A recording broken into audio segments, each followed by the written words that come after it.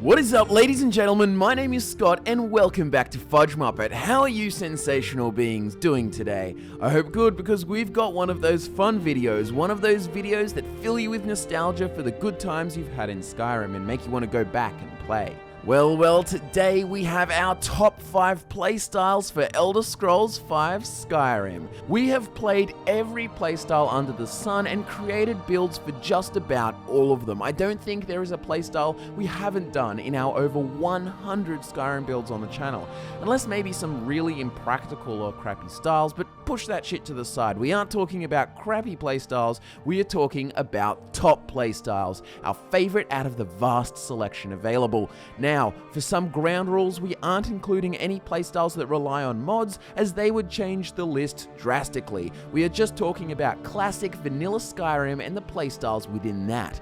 Also, we will be ordering them, but it's just personal preference, ranked on things like fun, effectiveness, and even just how damn cool it is. This isn't strictly how powerful they are. And finally, after we have listed all of these sweet playstyles, head on down into the comments below and let us know what your list is of the top playstyles. So let's jump, dive, and backflip straight into this sensational list. In the number 5 position, we have one that might surprise many people, one that is very straightforward. Ladies and gentlemen, we have the sword and board, shank and plank, the classic shield and sword. Well, actually it could be shield and axe or shield and mace, but regardless, we are talking about the undeniably classic staple, yet so fun, the block and one-handed character. Now across our builds, this may include heavy armor, light armor, some enchanting, maybe even some alchemy as variation, but the key here is the one-handed weapon and the shield.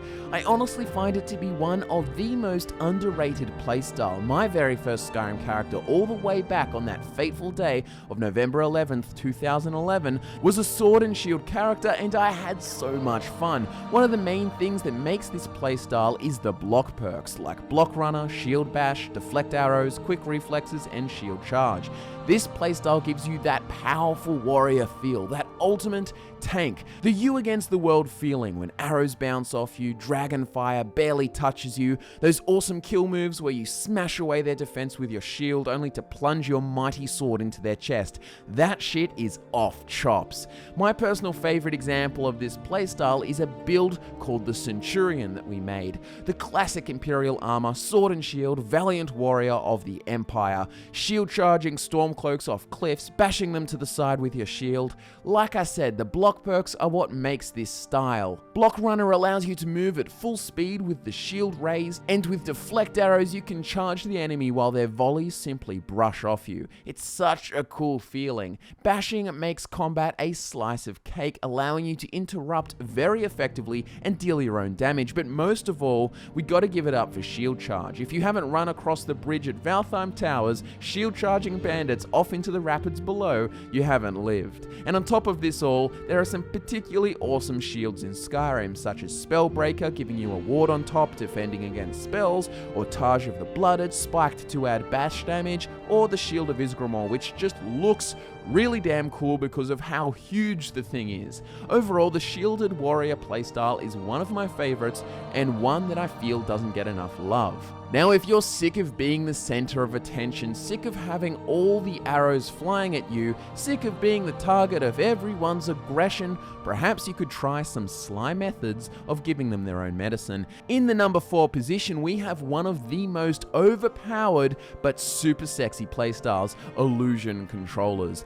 This is that playstyle where you make one bandit kill his best friend, and then have him killed by his pet dog, which you then pacify and leave alone because you like puppies. This playstyle allows you to dominate the minds of your enemies and manipulate the situation as you see fit. This often works best with sneak, and sometimes adding in things like conjuration or weapon skills is a good idea too, but overall the main thing is controlling the minds of people Illuminati style. Some examples of builds that we have that use this playstyle very well are the Puppet Master and the Vampire Temptress. Vampires is a whole other rodeo. Vampires have significant boosts to sneak and illusion already, and then when you combine that with the Necromage perk plus illusion dual casting, you can basically tell any enemy to shut up and sit down because you're the boss, except a few ones like dragons, but still, it's super great, and particularly illusion dual casting is what makes this so powerful in the long run, is when you dual cast, it basically doubles the level limit of the spell. Sitting down and watching battles go down is far more entertaining than you may think. I mean, NPC battles like 4 giants versus 50 bandits or something like that get watched on YouTube by plenty of people. Well, in a small way, this allows you to experience that for yourself. Oh, and please try kill Dark Brotherhood contracts with frenzy only. That is really fun. Have your victim go mad and attack everyone only to be killed by the guards. You barely had to lift a finger. So if you are feeling particularly sadistic, or maybe you're actually a pacifist like our Shadowfoot build, then try out this playstyle. Illusion Control is particularly rewarding, earning it the 4th place on this list. In the 3rd place, we have the meme. Can you guess what it is? Oh my god, all my characters just end up being sneak archers in Skyrim.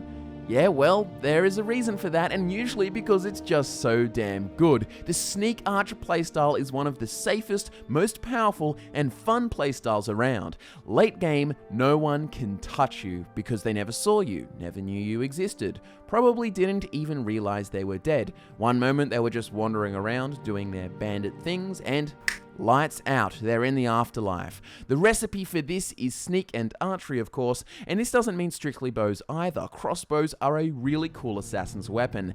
This one is trick shot, long shot, and headshot galore. It just never gets old. It's kind of like sniping. It's such a popular playstyle, but of course, the reason is because it's so satisfying being tucked away on a cliff and then killing a powerful enemy in a single shot out of nowhere, the RKO of Skyrim. And among the biggest benefits is the fact that you can pretty much disregard armor and health and such, because when you get really good, no one will touch you or know where you are, making it the perfect setup for a thief or assassin. Some builds we have that use this style of play are the Moragtong Assassin and the Dealer. It's a very powerful playstyle, probably the easiest unless you are terrible at aiming, but even then, with a sneak skill super high, you may just alert the enemy, but they won't find you straight away, and even if they do, the Shadow Warrior perk helps you duck away, get a new spot, and fire away again from a safe distance. Now, the silver medal, the 2nd place, goes to the playstyle of Shadows, the Ghost in the Dark, the stabby in your backy, the classic dagger-wielding assassin.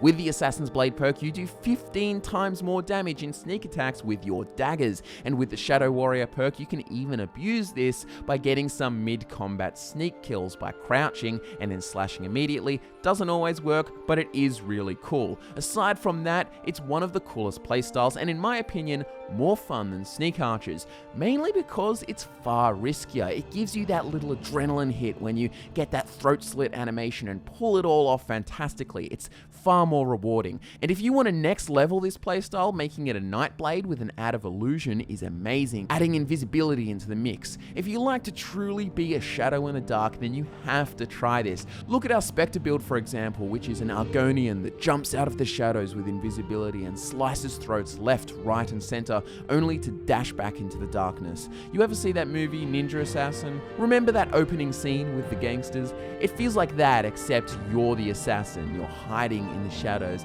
And that's what makes this playstyle so rewarding. It may be harder, you may get caught more often at the start, but when you truly become a master assassin, when you dash from the shadows to claim the souls of your victim, it truly is a menacing sight to behold and a super fun playstyle to experience. So if you haven't already, definitely try out this style. Now for the final spot, my personal favorite, the #1 playstyle for me, the Conjuration Warrior. Now this in particular is one I have so much fun with. Conjuration is probably my favorite magic school, and summoning fearsome creatures or having dead thralls of your favorite characters follow you into battle is awesome. Sometimes warriors can get a little plain, and there is nothing like some conjuration to spice it up. Walking into battle with simply a shield and armor is so badass. Your enemy's not expecting anything more, but then you spring out 2 Dremora Lords and summon a bound sword from the plains of Oblivion and lay waste to the foolish. Daedric armor, Daedric shield, conjured Daedra, and a bound sword is awesome. The bound sword as an option with the Conjuration Warrior itself is so cool. Even with no gear, you you are never defenseless, being able to summon dual-bound swords, or perhaps you're a two-handed berserker charging a fort, but archers are giving you trouble. Just summon 2 Storm Atronachs to give you covering fire. The Bone Lord build we have is an awesome example of a Conjuration Warrior, and it is just my absolute favorite playstyle. To be honest, my favorite playstyle could be described as a little bit broader, but it's mainly Conjuration. If I were to define this category more broadly, you could say Battle Mage, but I'm not talking fireballs and such. I generally prefer warriors with support magics like Alteration for shields or Restoration and Conjuration for heals and summons, but overall, when I really narrow it down out of those 3, Conjuration comes out on top. The Conjuration Warrior is amazing. Charging into battle with your own undead bodyguards is the best feeling. I'm even going to give an honorable mention to the Conjuration Archer because bound bow plus summons is also a beast playstyle, but even from an aesthetic point of view, I'd rather be a menacing orc warlock in Daedric armor with flame atronachs dancing around, slinging fireballs while I go into a berserker rage with dual bound swords. So essentially, my favorite playstyle is any variation of the Conjuration Warrior, whether that include bound weapons, dual bound swords, bound sword, shield, or normal melee weapons. It's just a really fun and top playstyle. So now that I've talked about my favorite playstyles, what are your favorite playstyles? What do you guys think? Let's see some lists down below in the comments, ranking from 1 to 5. Try to be specific. I'm really keen to see what your guys' favorite playstyles are. Thanks so much for watching this video, guys. Your support means the world to us. Links to all our social media, particularly Twitter, are in the description below. Have a great weekend, guys. My name is Scott, and I will be back again to nerd out with you again next time.